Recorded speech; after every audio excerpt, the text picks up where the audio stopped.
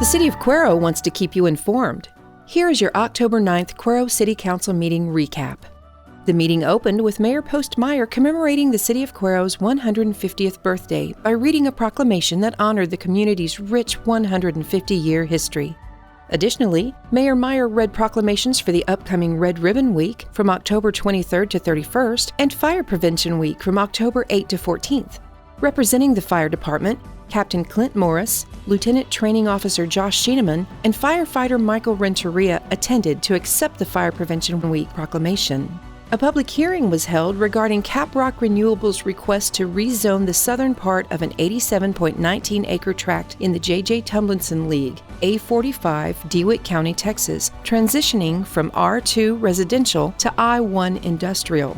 A 9.9-megawatt solar collection facility will be built here. It will also support grazing livestock and a pollinator habitat. Bill Blackwell, chairman of the Planning and Zoning Commission for the City of Cuero, explained the P&Z discussions on the solar initiative. He highlighted potential impacts on residential growth from the rezoning. Donna Cox, a resident of Old Gonzales Road, voiced her support for the project given its proximity to her property. Ken Odom, council attorney for Caprock RE, assured council that the rezoning would occupy limited space, addressing concerns about residential development. Caprock RE's President Raina Hornaday and Vice President Micah Nichols provided a brief history on Caprock RE. Further discussions touched on power transfer logistics and Caprock RE's initiative in Goliad County and Pflugerville. Nichols presented details of the $15 million construction project, considering collaboration both locally and from the broader San Antonio market. When the council raised questions about potential issues from previous projects, Hornaday confirmed that there were none.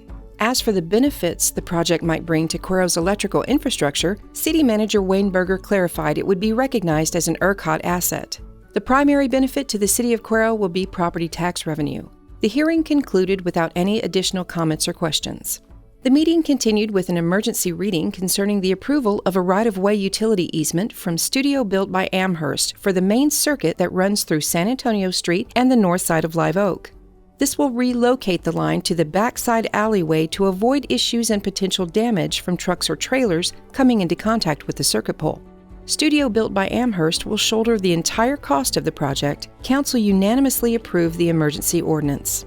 Under resolutions, Police Chief Stephen Ellis presented an amendment to the personnel policy. The amendment will establish that law enforcement employees, when working as security for city events on their off days, will be compensated at a separate rate. This rate, approved by the city manager, will be in addition to their regular bi-weekly payroll.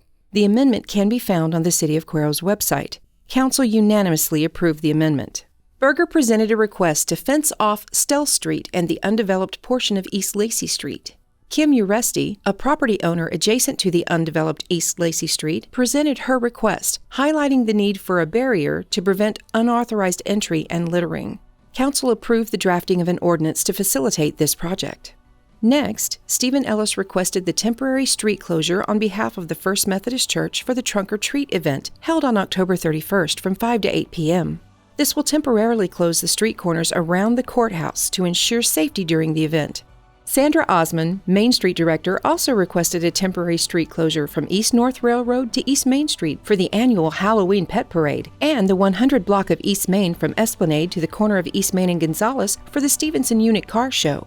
The temporary closures will be on October 28th from 7 a.m. to 3 p.m. Council approved both street closure requests. Ellis introduced a proposed loitering ordinance to address the issue of individuals camping and sleeping in public spaces, with a focus on the historic district. Osmond voiced concerns regarding the existing and potential effects these individuals might have on local businesses. Presently, the city does not have a specific loitering ordinance. The proposed measure, intended for citywide implementation, aims to fill this void. Ellis will return to council at a future meeting with the proposed ordinance. Under reports, City Manager informed council of recently completed projects, including the newly installed fence at the city park, repairs made to the pier and paddleboat dock, the barbecue area in the city park, and the marquee mural on the front facade of the walkway to Main Street.